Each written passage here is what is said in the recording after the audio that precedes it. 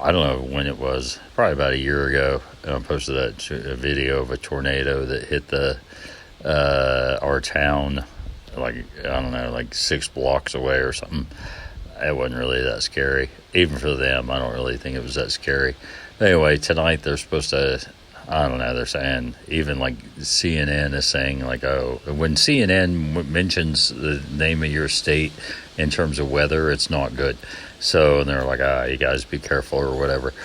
But it reminded me that it was 1 year ago today that I was in that Colorado town of Durango, and I was trying to check into that. Well, no, that's not true. It was last night I was trying to check into the Caboose Motel, and that didn't work out, thank God. And then I stayed at the Adobe Inn, which was not great, but I assume way better than the Caboose.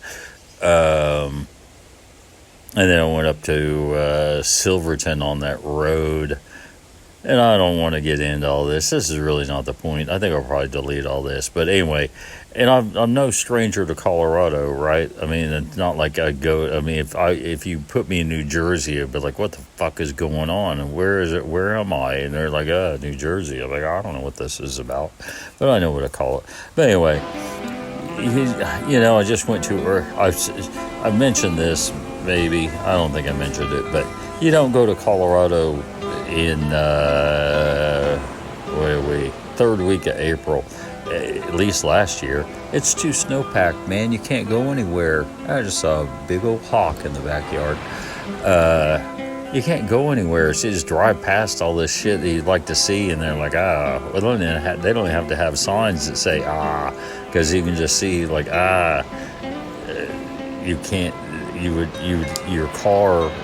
You have a normal car, and it's like a 10-feet wall of snow blocking you from access to the pristine lake and trail that, anyway, you just got to drive to this town. And I went there. I've been there before. It was all right. It's kind of, if you don't want to go there, it's kind of depressing, I guess, really. But I'd gone there before. I got this trilobite. I don't think that was the same town. I got a trilobite. I don't know what I don't know if you guys know what that means, you scientists. I got this trilobite fossil, but I don't think it was that town. I think it was near there, but I don't think it was there. Anyway, so I got to Silverton. It was already such a pain.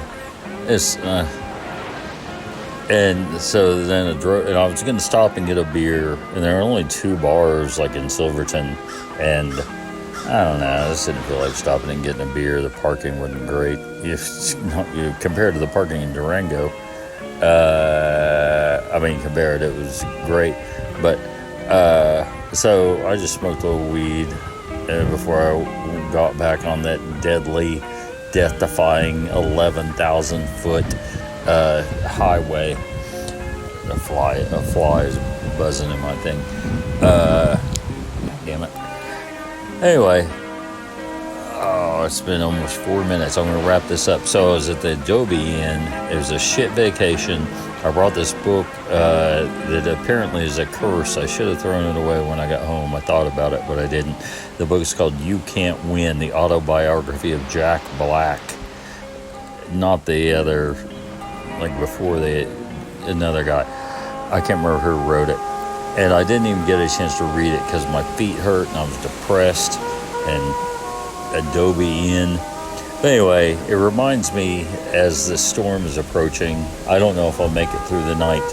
Last night, Sherry came outside and shoved this black piece of nylon in my face and said, "Do you want your go bag?" I said, "Where am I going?" And she meant the bag that has like that Swiss Army crank weather news radio thing, and I thought, that's a shit go bag, man. I mean, number one, that's really not go. I mean, you could go with it. I guess if you went, you should bring it. But I don't think a go bag should be anything that doesn't at least have like snacks and a lighter and a burner phone and a pocket knife and I don't know, like those gloves where you rub them together and then they heat up real good. I think I put my thumb over that. You put your thumb over. Anyway, the last night I was in Durango. Man, I just wanted to get out of there. It just turned out, sometimes you got to cut your losses. And I was like, I'm just done. I'm going to go home. I'm so done with this crap.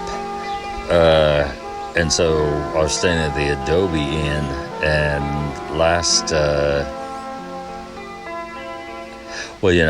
year I was staying at the Adobe Inn my last night there, and they had the White House Correspondents' Dinner on, and I kind of like that stuff, but I was so ready to go home, and I was just so done. I guess that's it. So I was already packed at 5 o'clock in the evening, and then I was watching that White House Correspondents' Dinner. I can't remember who hosted or any of the jokes. I don't really remember, because I was just so ready to go. I think it came out at 7 or something, and by 9 o'clock I just turned it off, and I was like, I'm going to go to bed and try and get up.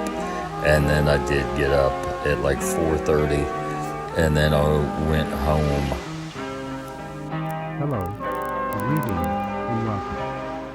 I'm excited for you, because after years of struggling with drinking, you are about to start on a program that will eliminate this problem forever. And you will accomplish this goal so easily, so effortlessly, so automatically, that you will be amazed at the power of your mind, truly, your unlimited potential. In order for you to achieve your goal, here's what I suggest you do. First, begin playing this tape nightly at your regular bedtime.